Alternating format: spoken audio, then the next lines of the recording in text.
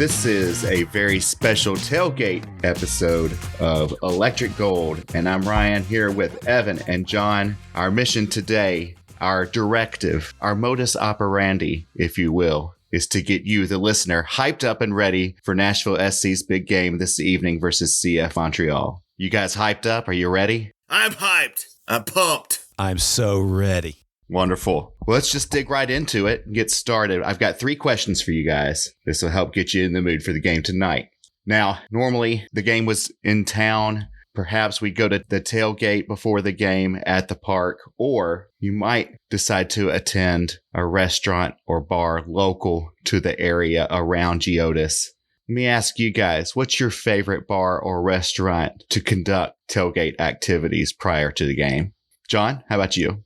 Yeah, I live up in White House, Tennessee. It's a good hike to get anywhere in Nashville. So I have to pick and choose carefully. So the place I go to usually, if I'm going to drive all the way to Nashville to see a game, it's going to be the Lost Patty. The Lost Patty is a Irish pub and restaurant. They are the official watch party place for the Assembly supporters group that we are part of. The food is good. The atmosphere is great. The drinks are good. They have every soccer game, any sport game. They have the Irish sports there, so I often go down there for those. But they have all the American sports too. They've got football, baseball, whatever. There's like 1 million TVs. The place is awesome. Awesome. Fantastic. Yeah, it's also a great place to watch the away games like tonight if you're so inclined. Exactly. Yes. All right, Evan, how about yourself? What's your favorite pregame bar or restaurant in town? Oh, my favorite pregame is to meet up with you guys and the captain and Joey and Danny and whoever's in for it at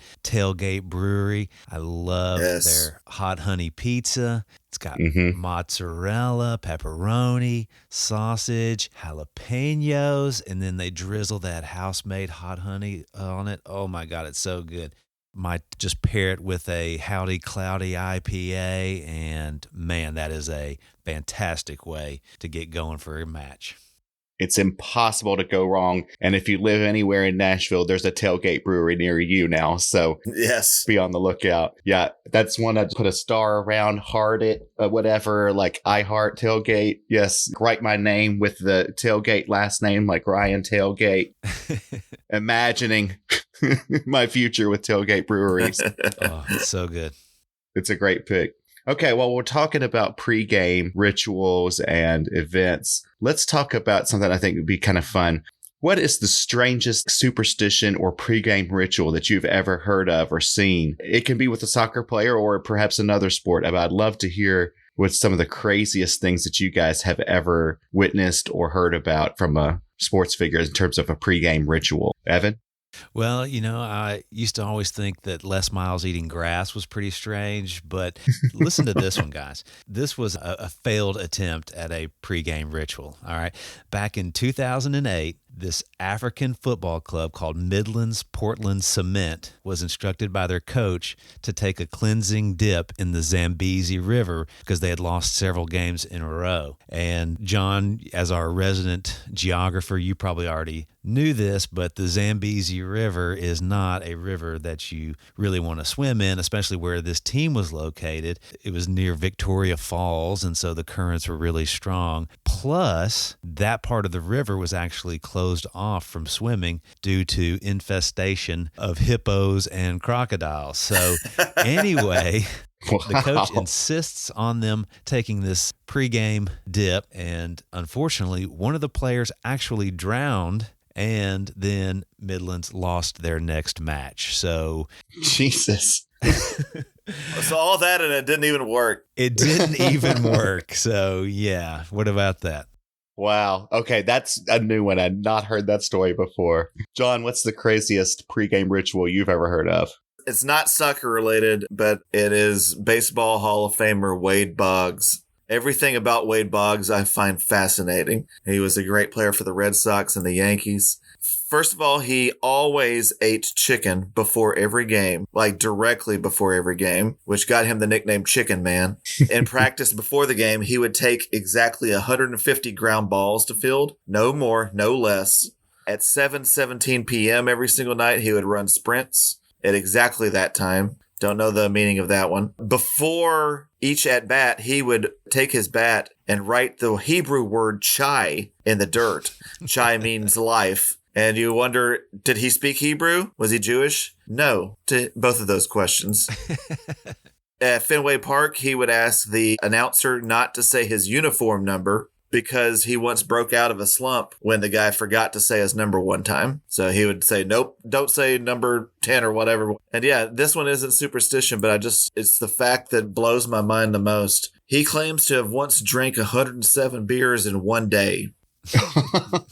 And what's amazing, out of those 107, 73 of them were on a cross-country flight.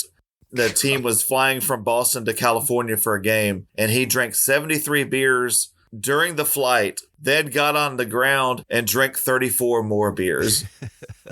And this is actually a reference to in an episode of It's Always Sunny in Philadelphia. So yeah, Wade Boggs, you're my hero. You were the weirdest dude in the world.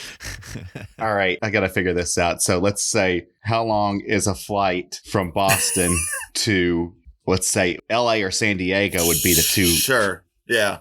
So, all right, that's about 6.5 hours.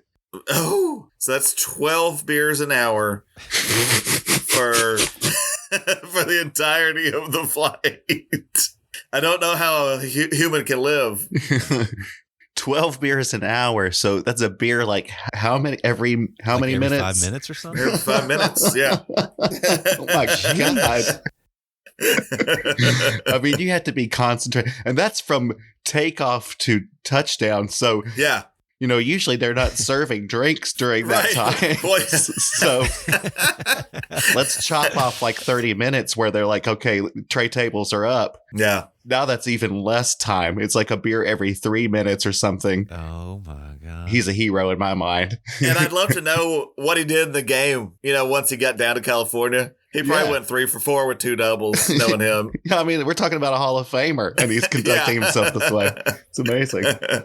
That's impressive. Both of those stories really impressive. Okay, well, let's talk about the game a bit tonight. Nashville is facing off against CF Montreal, who we won handily against just a couple of weeks ago at home in Geodis. Sam Surridge had a hat trick during that game. It was probably the best we've looked all season, to be honest. Now we're on the road visiting Montreal in the lovely country of Canada, and we have a new interim head coach, Gary Smith, no longer with us. So I'd love to know from you guys, what changes, big or small, would you like to see our interim coach, Rumba Munthali? What would you like to see him do in terms of preparing for this game, or what changes would you like to see him make for this game that can help to ensure some success against Montreal?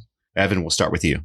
Well, you know, he already indicated a change that he's planning on making that really stood out to me in an interview earlier this week, where he said that he was going to allow the players to use their skill sets to problem solve. And that sounded really proactive and flexible. And it just stuck out. Like, I wonder how much Gary Smith talked about allowing the players to problem solve during a match. Didn't always feel like that was a big part of our strategy. So anyway, I'm encouraged by that. But then for me personally, I think I'd like to see him kind of insist on Sam staying up the pitch as much as possible. Talked about that last time. You know, I'd really like to see him avoid coming back into the defensive half as much as possible. And then on top of that, I'd like to see him encourage Schaff to cut the ball back in more often when he's bringing the ball. You know, he's got that speed, and when he's burning down the left wing, a lot of times I think he just kind of gets in the habit of juking his man and getting to the end line and crossing it in, but that hasn't been really successful lately. So I'd like to see him cut it back in more, and maybe even utilize Hani and Yearwood to then connect up with Sam and get some better chances at goal. I'd enjoy seeing that a lot. I do think that comment around enabling the players to use their skill sets to problem solve, really interesting. And you're right. It's not consistent with what we used to hear from Gary Smith. We didn't hear that kind of language or that kind of talk before. John, what's something that you hope you see this game? I hope that we do not sit back at all from the start of the match against Montreal like we have done in every road game that we've played this year. We've normally played to contain and then counter. Against Montreal, we should absolutely not be doing that. We should have pressing in their half, which is something we haven't done in road games. Montreal has got a really bad defense. They're the second worst defense in the league behind San Jose. They just lost to a Canadian Premier League team, Forge FC. They're not that good. I mean, just keep them on the back foot. Keep them pinned in. Like, I would like, as long as Shaq Moore is starting, I would like to see him up in the attacking half, putting pressure there. And also Schaffelberg, I want him further up the pitch too. But yeah, they've allowed 18 goals in their last 6 games. That's 3 a game. We need to be aiming to score quickly, and don't let them have any momentum playing in front of their home crowd. Yeah, and Nashville not been very successful away so far this season. We've only scored 1 point in all of our away games. And the unfortunate part is that our schedule has been front loaded with a lot of home games. We've got a lot more away games ahead of us than we do behind us. So we've got to find some traction in these away games and start scoring some points, and not just draws. We need wins on the road. So it's an unfortunate position to be in, but that's where we're at. This is a very winnable game. And I hope you're right. I hope that we see an aggressive approach, really putting the pressure on Montreal's defense, and don't let up. Once we get that lead, don't let up. Keep that pressure on. That's what I hope we see. Exactly. Okay, guys. Well, I'm really excited. I'm looking forward to the game this evening. Should be a good one. Thank you guys for joining me early this morning to talk about the soccer game and all these other things. Hey, John, do you want to let everybody know how to get in touch with us? Absolutely. On Twitter, on Instagram, we are Electric Gold NSC. We also have a Facebook page that you can find by just typing in Electric Gold.